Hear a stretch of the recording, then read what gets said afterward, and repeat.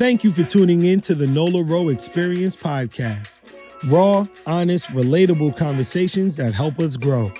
Be sure to follow us on all social platforms at the Nola Experience podcast and watch and listen to your favorite TNREP episodes on your favorite podcast platform. On today's episode, loneliness isn't always the absence of people.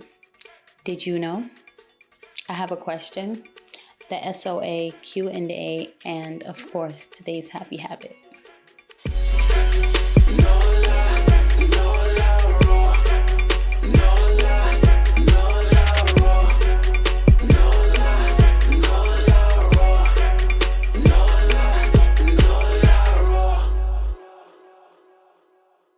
All right, so you see a beautiful woman who goes to the bar every night, and she looks vibrant, she looks great. You see a successful man who is also always on the scene, always doing things with other people, always a part of community, always showing up, always supporting, no matter where it's happening, what's happening, they're always there. Would you classify those people as lonely? A lot of times you see people who always show up, and I'm not saying that support isn't good. Support is a beautiful thing. Support is a great thing. It's awesome when people show up. But sometimes people are consistently there and they consistently show up because they're lonely. And supporting you and being there for you and supporting other people and having those connections with other people is simply because they're having a hard time at home or wherever they lay their heads to rest. And I think when we hear the word lonely and we introduce the topic of loneliness, the connotation that comes with it makes some people feel compelled to drag the person who's lonely or tease them or bully them. And we really make it a shameful experience to the point where people don't even want to admit that they're lonely. They would rather play it off and show up in a way that's depleting to them, that's stretching them thinly. And the girl that comes to the bar every night, gorgeous, always well-dressed, always orders the martini or the margarita or the mojito, whatever it is, lonely, hates being home. When I hear people say that they hate being home, I think about it because I'm like, I love being home. I so enjoy putting a home together because I'm so good at making a home feel warm and homely. And when people come over, they don't want to leave. I enjoy that so much to the point where I love being home on a level that becomes unhealthy after a while. And that's a whole other thing to talk about. That's a whole other thing that creates loneliness as well. So the person who's always outside, who's always in the mix, we might be calling them an extrovert. We might be saying, oh, this person is the life of the party. This is a social butterfly. But when you really peel all of that back, you might find loneliness. And then when you find someone like me who loves being home, I love being with my things. I love being comfortable. I don't have to be outside all the time. And sometimes I do that to the point where I'm not connecting enough. And that's also lonely. When we think about social media and the impact that it's had on the world, the internet is hands down one of the most impactful experiences of humans ever. And it's so great in so many different ways. But something that's also happened is we don't necessarily have to leave the house to do anything anymore. There are so many things that you had to leave the house to do once upon a time, but because of the internet and because of social media, you no longer have to leave the house. You don't have to go to a supermarket. You can order your groceries online. You don't have to go to a restaurant. You can have your food delivered. You don't have to go to a laundromat. You can have your laundry picked up. You don't even have to go outside to connect with people because you now have social media. I mean, we've always had chat rooms and messengers and online pen pals and stuff like that. But it's gotten to the point now where you can see people in ways that are sometimes not even real. Some of the people that we are communicating with are not even human. And this has become so normal and so comfortable for some people that loneliness has become an epidemic. Loneliness is something that manifests in so many different ways. And we might, again, put shame on it. So the people who are feeling lonely, instead of saying, oh my goodness, I'm feeling lonely, I need support, they start doing things that might potentially be dangerous to them or destructive. There could be a difference in saying, I'm feeling lonely, let me connect with people in a healthy way, and I am ignoring this thing that's happening to me. Let me go outside and just fill this void with whatever is available. There's so much going on. But what I want to do is read some facts that I have gathered. I started doing some research on this because, like I said, it's become an epidemic and humans are not connecting the way that we once used to. And I think this is where machines get to conquer us.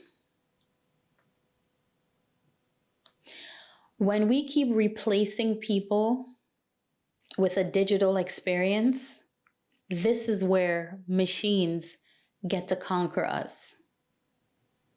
That's the loophole. That's the door. That's the window. That's the opening that they get to come through. Replacing organic connection with digital experiences. That's it. That's it, guys. And I'm wondering, is this bothering anybody? I know I'm hearing about it, but I feel like it's not loud enough. This conversation is not frequent enough. It's not all over the place enough. So let me get into those facts about loneliness. Feeling full of love around people and grieving deeply at the same time could be a thing. You can be in a room full of people and have them pour all of this love into you or onto you and still be grieving at the same time. That's something that I know for a fact I have seen. People who are grieving things. It could be grieving a loved one. It could be grieving a job. It could be grieving something that you used to have that you lost. And replacing it with going outside all the time and participating in destructive behavior just so you can feel that love from people. That's definitely an area when people are grieving, that they might be the people who start to feel lonely as well. Loneliness isn't always about the absence of people. Sometimes it's about the absence of peace in certain relationships. You can absolutely be in a relationship and feel lonely because you're not being seen, you're not being listened to properly, or You guys are so far apart. You guys have drifted so far apart. You no longer connect on an intimate level. You sit right next to each other and still feel alone. Loneliness can happen even when you're the life of the party. We talked about these people. You can be surrounded by people making everyone else laugh and still feel like no one really knows you.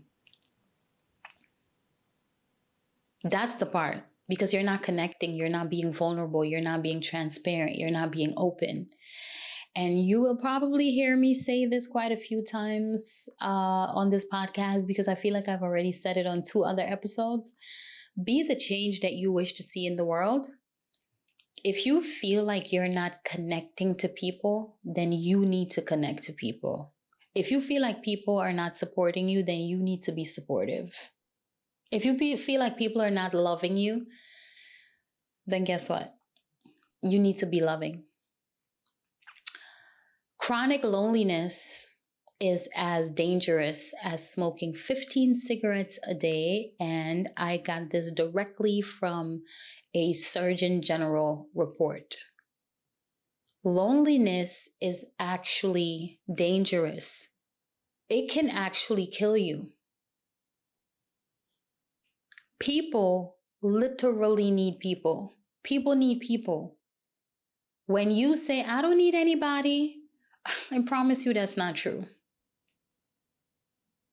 If you're having a hard time and you're out of your comfort zone and you are pushing people away because you're not processing or regulating your emotions well, and saying that you don't need people, that's just a mask. And we have to address that. Because pushing people away and secluding yourself and rolling solo can become dangerous. It can become chronic. And I don't want that for you. I want an abundance of love for you. And if you feel like you're connecting with a lot of people who don't get you, and you're not relating to what's happening with them, and they're not relating to what's happening with you, I would invite you to put a little bit more effort into finding your tribe. Find your tribe. Find the people who like the things you like, who enjoy the things you enjoy. Go to your tribe and connect. Being disconnected isn't just sad, it's literally life-threatening. It chips away at your body and your spirit. Loneliness isn't about being alone. It's about feeling unseen. You could be married, have kids, be booked and busy, and still feel like a ghost in your own life. That part I know about extremely well. I know about this part so well because I'm that girl. I had a period in my life where I was so bossed up, so doing all the things, so booked, so busy, and lonely. I remember when someone in a group chat said, oh, when I inquired about not being invited to an event, oh, we didn't invite you because you're always busy. We figured you couldn't make it.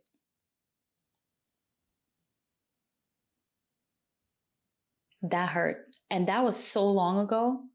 And I still remember it because it impacted me in a way that was a learning experience. I learned from that. I was like, okay, I have a part to play in this.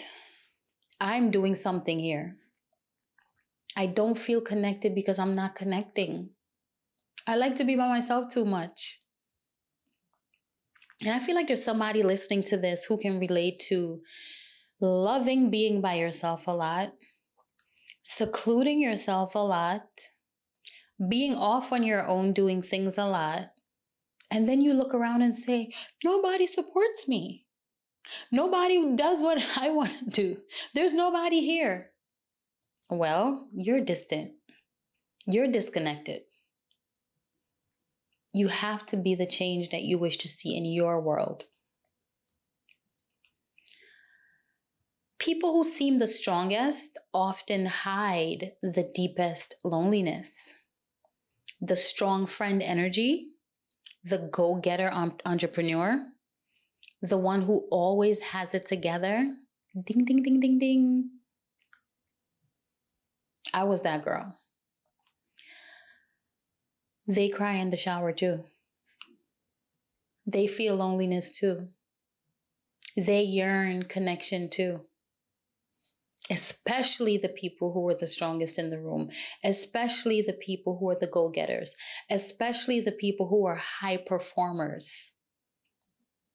Those are often the people who don't have a lot of or enough people that they can talk to about their struggles and the things that they're going through, and have people truly understand and listen.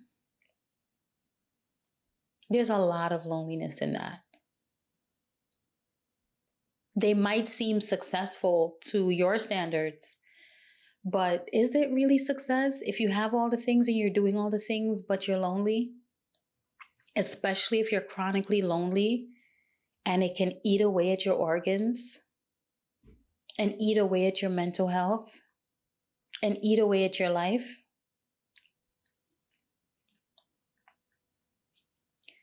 Loneliness can make you crave chaos just to feel connected.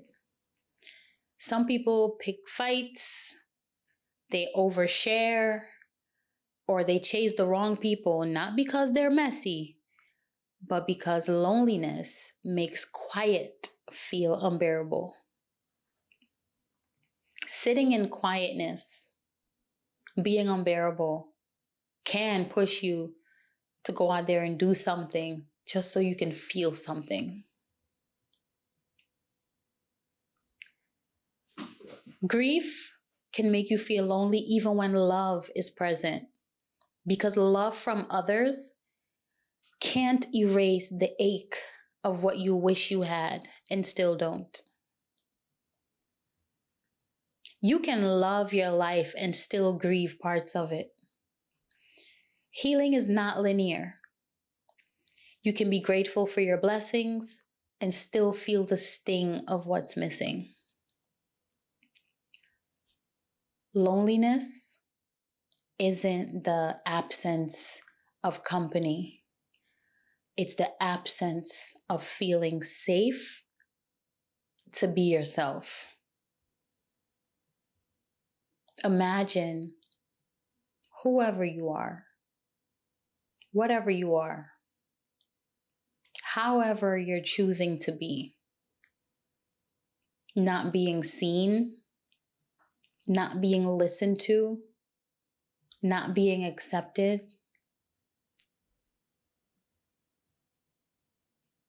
Or having to play a role so that people can see you, and having to be inauthentic so that people can listen to you. I recently had an experience where I had news source in Guyana post an article and also a news feature of amazing things that I'm involved in. And there was a lot of responses, a lot of positive responses and a lot of negative responses. But I noticed someone left a comment that said, all of you people that have something negative to say, if she was doing derogatory things, if she was disrespecting herself, if she was acting crazy, you all would be flooding this comment section with support. But because she's doing something positive and she's helping people, you're choosing to react this way. And I can totally see how people who are doing heart work, not hard, heart work, and they're out there supporting people, loving on people, and not getting the response that they want, might feel compelled to change the way they maneuver the world to finally get attention. I know we see this with celebrities all the time.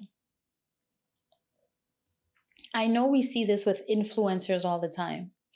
People who go out there and they do ridiculous things online for likes, for clout, for connection. And yeah, they might be doing it because they're lonely. But what happens when you do things against what feels good to you is you now create a persona. You now create a character. And when you have to be consistently in character, the real you, the essence of you, becomes chronically lonely. I guess it's a matter of being authentic. I have a lot of questions about authenticity, but that's a topic for another time. But what I will say about loneliness and being yourself and being seen for who you are and being heard for who you are and being loved for who you are, find your tribe. Find the people who you don't have to pretend around. Find the people who you don't have to tell why you're magic, why you're amazing, and be with those people. Okay, so we are about to jump into our next segment. Did you know? Did you know that high functioning, high achieving people, like entrepreneurs and creatives, are often some of the loneliest because they don't slow down long enough to process what's missing? I totally see how that happens. You're zipping from thing to thing, doing things constantly. You are immersed in doing. You are immersed in listening to what other people have going on. And you're moving so fast. Imagine a speeding car. Imagine being inside of a speeding car and you're moving so fast. You don't get to see all the stores. You don't get to see all the people that are outside. You don't get to see all of the attractions. You don't get to see all of the things that are available to you. That's similar to people who move through life too quickly and who are always jumping from thing to thing and not having an opportunity to truly slow down and see what's around them and soak it up and connect. That's why you can look at someone and see them living this lifestyle where they're zipping and running and just involved in so many amazing things and have no idea how profoundly lonely they are. Did you know? Okay, so I have a question. And I would love it if you would answer this question for me. This question is for the people listening, the people watching. You can email me, talkwithnola@gmail, TALKWITHNOLA@gmail. Email me your answer, or you can DM me on social media. I have a question. When was the last time you asked yourself, not who's around me, but actually who sees me? When was the last time you asked yourself, not who's around me, but who actually sees me? I would love to know. All right, so welcome to the SOA Q&A, where my producer, Shot of Adrenaline, will ask me questions that I have to answer. All right, y'all ready? Let's go.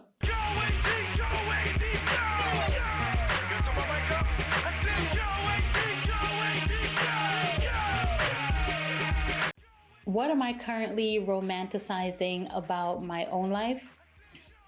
I am romanticizing about my new house and having a certain shade of paint, having all white linen, all white sheets, fluffy blankets, fluffy pillows, king size bed, and just being in that space and feeling so comfortable and loved and joyful. What's one boundary that I've had to enforce in business that felt hard but made my life easier? deciding that just because you connect with people in business doesn't mean that they're your friend, and not initiating or forcing friendship things with those people. It can be a slippery slope when you blur those lines, you remove those boundaries, or you don't have those boundaries at all, and those people feel like they can play in your face. And having that boundary and making it very clear that there's a separation in that relationship, it definitely has helped me with not having certain dramas with business relationships. How do my friends respect me now compared to 20 years ago? I would say it's in the realm of being vulnerable, in the realm of being transparent and letting people in on the issues that I have, the areas where I need support, the things that I need help with, needing love, needing connection, wanting my people, and being able to say, I'm not strong all the time, and I don't want to be strong all the time, and being more relatable in that way. All right, so today's happy habit. I do this segment because I realize that people feel they need to have extravagant experiences in life to feel like they're experiencing joy. But when you do that, you end up missing out on the seemingly small things that are right in front of you that can support you in feeling happy. And today's happy habit is not a habit, but more of an encouragement and more of a challenge and more of an assignment. So take out your phone. I think everybody's phone should have a voice note feature. I believe everybody should have that. Take out your phone, go to your voice note app or your voice recording app and record something beautiful and loving that you would say to a friend who's feeling lonely. Encourage them, love on them, send them affirmations, whatever it is that you feel would create a powerful shift for them. Create a voice note with your voice doing that. And on those days when you're feeling lonely or you're not feeling great, play that voice note for yourself. That's today's happy habit.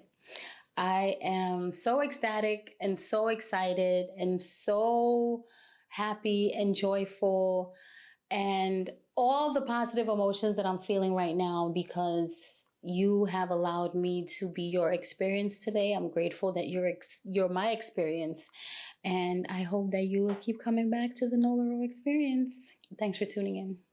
Bye.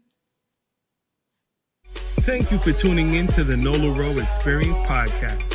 Created and hosted by Nola produced by Take Action Media, theme song by Mr. Melee, sponsored by The Hills Restaurant, Brooklyn, New York. Listen to us on all podcast platforms and follow us on social media at the Nola Experience Podcast. Visit the NolaRowExperiencePodcast.com and connect with us via email at talkwithnola@gmail.com.